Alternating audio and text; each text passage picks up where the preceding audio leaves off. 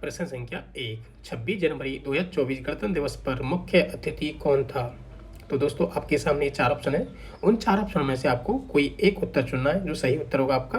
तो चलते हैं अपने पहले की तरफ। Option 1 Joe Biden, option 2 Emmanuel Macron, option 3 Emmanuel Frank, option 4 Joe wax. तो दोस्तों आपके सामने 4 ऑप्शन है। भली भांति ये सीधा प्रश्न है, लेकिन कन्फ्यूजन ऑप्शन होने की वजह से थोड़ी सी यहाँ पर आपको परेशानी हो सकती है। तो चलते हैं अपने आंसर की ओर। तो जैसा कि आपको दिख रहा होगा ऑप्शन क्या 2 और 3 दोनों कन्फ्यूजन है, इमैनुअल मैक्रोन और इमैनुअल फ्रैंक। तो इसमें से आपका सही आंसर होगा इमैनुअल मैक्रोन। तो आपको ये पता होगा कि यह किस देश के हैं? ये फ्रांस के राष्ट्रपति हैं। जैसा कि आपको पता होगा कि जब भी ऐसे प्रश्न परीक्षाओं में आते हैं तो कन्फ्यूजन थोड़ा सा बढ़ाकर ये प्रश्न पूछे जाते हैं। वो इसी तरह से प्रश्न पूछे जाते हैं। अगर आप आसानी से थोड़ा याद करोगे तो कभी कभी ऐसा होता है कि परीक्षा में इस तरह से प्रश्न पूछ लिए जाते हैं, वहाँ पर हम अपना प्रश्न गलत कर जाते हैं। तो आपको पहले ही इस तरह के प्रश्नों को इस तरह से हल करने की कोशिश करोगे तो अवश्य ही परीक्षा में अच्छा परिणाम पाओगे। चलते हैं अगले प्रश्न की ओर। प्रश्न संख्या 2। प्रश्न संख्या 2, हाल ही में आयोजित 37वें राष्ट्रीय खेलों का आयोजन किया गया था। आपके सामने 4 ऑप्शन है। ऑप्शन संख्या 1 उत्तर प्रदेश, ऑप्शन संख्या 2 गोवा, ऑप्शन संख्या 3 महाराष्ट्र, ऑप्शन संख्या 4 दिल्ली। दोस्तों ऐसे प्रश्नों को काफ़ी भलीभांति से करना चाहिए। तो इसका सही आंसर होगा बिल्कुल गोवा। तो अगर प्रश्न ऐसे पूछता है कि हाल ही में कौन से नंबर के राष्ट्रीय खेलों का आयोजन हुआ था, तो अपना उत्तर होगा 37वें राष्ट्रीय खेलों का आयोजन हुआ था। अगर प्रश्न ऐसे पूछता है कि हाल ही में 37वें राष्ट्रीय खेलों में प्रथम स्थान किस राज्य का था, तो आपका उत्तर होगा ऑप्शन संख्या 3 महाराष्ट्र। तो फिलहाल इस प्रश्न के शर्त अनुसार इसका सही आंसर होगा गोवा। तो आपके 2-3 प्रश्न ऐसे बन सकते हैं, तो अच्छे से ध्यान रखें। चलते हैं अगले प्रश्न की ओर। प्रश्न संख्या 3। प्रश्न संख्या 3, लक्षद्वीप के टूरिज्म ब्रांड एम्बेसडर बनाया गया है। तो आपके सामने 4 ऑप्शन है। इस प्रश्न को बनाने की प्रवृत्ति यह रही है क्योंकि हाल ही में लक्षद्वीप और मालदीव के बीच विवाद रहा था, जिसमें भारत के प्रधानमंत्री नरेंद्र मोदी ने काफ़ी बढ़ चढ़ के लक्षद्वीप को प्रमोट किया था। तो ऐसे प्रश्न बन जाते हैं। हो सकता है यहाँ पर राजधानी पूछ ले, हो सकता है कोई आपको चैनल का नाम पूछ ले, जो 8 डिग्री 9 डिग्री 10 डिग्री जो चैनल है ना, उसमें से कोई चैनल का नाम पूछ लेगा। तो इस तरह के प्रश्न आपके बन सकते हैं स्टैटिक जीके में। तो ऐसे प्रश्नों को ध्यान से करेंगे क्योंकि ये चर्चा का विषय रहा था। तो चलते हैं ऑप्शन की तरफ। ऑप्शन संख्या 1 विराट कोहली, ऑप्शन संख्या 2 रणबीर कपूर, ऑप्शन संख्या 3 दीपिका पादुकोण, ऑप्शन संख्या 4 नरेंद्र मोदी। तो इसका सही आंसर होगा आपका नरेंद्र मोदी, क्योंकि नरेंद्र मोदी ने ही इसको काफ़ी अच्छे से प्रमोट किया था। निम्नलिखित में से भारत के किस स्थान पर G20 सम्मेलन का आयोजन किया गया था? दोस्तों आपके सामने 4 ऑप्शन है। उन 4 ऑप्शनों में से आपको सही उत्तर चुनना है। ऑप्शन संख्या 1 नोएडा, ऑप्शन संख्या 2 नई दिल्ली, ऑप्शन संख्या 3 गुरुग्राम, ऑप्शन संख्या 4 गाजियाबाद। तो दोस्तों इस प्रश्न के आपके सामने 4 उत्तर हैं, उनमें से एक सही उत्तर है। तो इसमें सही उत्तर होगा आपका नई दिल्ली। अगर दोस्तों प्रश्न ऐसे पूछता है कि G20 सम्मेलन का अध्यक्ष कौन था, तो वह भारत था। चलते अगले प्रश्न की ओर। प्रश्न संख्या 5, एशियाई खेलों में 2022 के विषय में सही कथन है। दोस्तों आपको पता होगा कि हाल ही में 2022 के एशियाई खेलों का आयोजन किया गया था, जो कि चीन में हुआ था। ये इनका आयोजन 2023 में हुआ था, 1 वर्ष बाद। तो चलते अपने कथनों की ओर। कथन संख्या 1, एशियाई खेलों में भारत का दूसरा स्थान तथा चीन का पहला स्थान रहा है। ऑप्शन संख्या 2, चीन एशियाई खेलों की मेजबानी कर रहा था। तो दोस्तों ऐसे प्रश्न हमेशा जो बड़े बड़े एग्जाम होते हैं उनमें आते हैं, लेकिन जैसे जैसे परीक्षाओं का स्तर बढ़ रहा है तो कभी कभी ऐसा होता है कि 1-2 प्रश्न आपकी भी परीक्षा में ऐसे देखने को आपको मिल सकते हैं। तो अच्छे से प्रश्न को हल करने की कोशिश करेंगे। तो ऑप्शन संख्या 1 आपने पढ़ लिया होगा, ऑप्शन संख्या 2 भी आपने पढ़ लिया होगा। तो चलते हैं अपने विकल्प की ओर।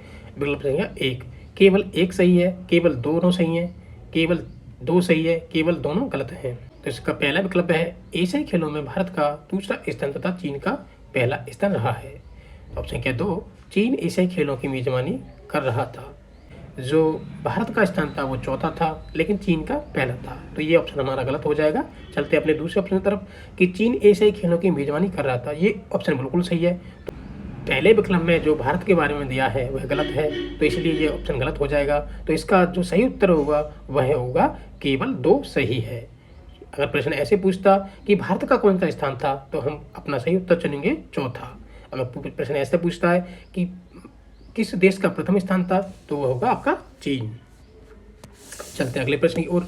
हाल ही में नोबेल शांति पुरस्कार नरगिस मोहम्मदी को दिया गया है, वह किस देश की है? काफ़ी सरल प्रश्न है, लेकिन इस सरल प्रश्न को देखो ऑप्शन की वजह से हार्ड बन गया है। Option 1 Iran, option 2 Iraq, option 3 Ukraine, option 4 फ़लस्तीन। हमेशा क्या होता है कि हम कभी भी एग्ज़ाम में जाने से पहले ट्रिकों के सहारे एग्ज़ाम में पहुंच जाते हैं। जब एग्ज़ाम में ऐसे कन्फ्यूजन वाले ऑप्शन आते हैं तो लगता है कि जो हमारी ट्रिकें हैं वो फेल होने लगती हैं। तो अच्छे से पढ़ें, कन्फ्यूजन प्रश्न को पहले ही हल कर लें। तो आपके सामने ऑप्शन 4 है, उसमें से इसका सही आंसर 2 इराक बिल्कुल नहीं है, क्योंकि ये कन्फ्यूजन बढ़ा रहा था थोड़ा। तो इसका आंसर होगा ऑप्शन 1 ईरान। तो चलते हैं अगले प्रश्न की ओर। 7 हाल ही में आयोजित आईसीसी अंडर 90 एक दिवसीय विश्व कप का विजेता देश है। आपके सामने 4 ऑप्शन है। ऑप्शन संख्या 1 दक्षिण अफ्रीका, ऑप्शन संख्या 2 पाकिस्तान, ऑप्शन संख्या 3 भारत, ऑप्शन संख्या 4 ऑस्ट्रेलिया। तो अधिकतर लोगों की क्रिकेट में रुचि होती है, जिनकी क्रिकेट में रुचि नहीं है तो उनके लिए ये प्रश्न हार्ड है, अन्यथा ये प्रश्न काफ़ी इजी है। तो सबको पता होगा कि इस बार का जो आईसीसी अंडर 90 वर्ल्ड कप है वो दक्षिण अफ्रीका में हुआ था, जो कि मेज़बान देश था। और साथ ही साथ ये चारों जो देश हैं ये सेमीफाइनल तक पहुँचे थे। बाकी भारत और ऑस्ट्रेलिया का फाइनल हुआ था, जिसमें ऑस्ट्रेलिया ने बाजी हुआ ऑस्ट्रेलिया। चलते हैं अगले प्रश्न की ओर। प्रश्न संख्या 8 निम्न में से कौन सा सैन्य अभ्यास भारत और फ्रांस के बीच नहीं होता है?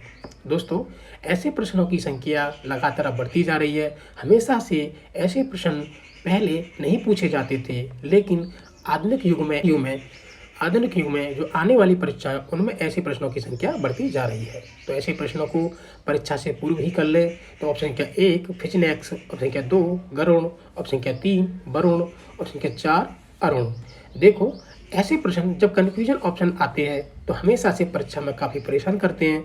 तो आपको ऐसे प्रश्नों को अभ्यास करना चाहिए, उस जगह पर अभ्यास करना चाहिए जहाँ पर आपको उसकी लेवल मिले, एक दृष्टिकोण मिले परीक्षा को पास कराने का।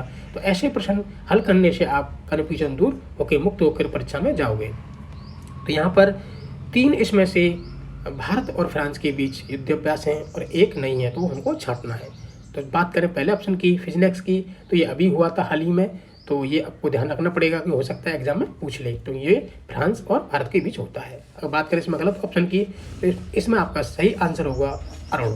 ये आपका गलत आंसर है, क्योंकि अरुण नाम का भारत और फ्रांस के बीच कोई सैन्य अभ्यास नहीं होता है, बाकी सैन्य अभ्यास सभी होते हैं। प्रश्न संख्या 9 निम्न में से पैरा एशियाई खेलों में भारत का स्थान था। तो दोस्तों, आपको पता होगा कि एशियाई खेल के साथ साथ जो पैरा एशियाई खेल हैं उनका भी आयोजन चीन में हुआ था। तो आपको ये बताना है कि इसमें भारत का स्थान कौन सा था। तो ऑप्शन संख्या 1 पहला, ऑप्शन संख्या 2 पांचवा, ऑप्शन संख्या 3 तीसरा, ऑप्शन संख्या 4 सातवां। तो आपको पता होगा जो एशियाई खेल थे उसमें भारत का स्थान चौथा था, लेकिन जो पैरा एशियाई खेल है उसमें भारत का स्थान 5वां था। इसमें पहला स्थान चीन में, दोनों में पहला स्थान चीन का था। जहाँ तक भारत की बात है तो भारत का स्थान एशियाई खेलों में चौथा था और पैरा एशियाई खेलों में 5वां था। और बात करते हैं कि इस प्रश्न की, तो इस प्रश्न की शर्त अनुसार इसका आंसर होगा ऑप्शन संख्या 2 5वां। चलते अगले प्रश्न की ओर।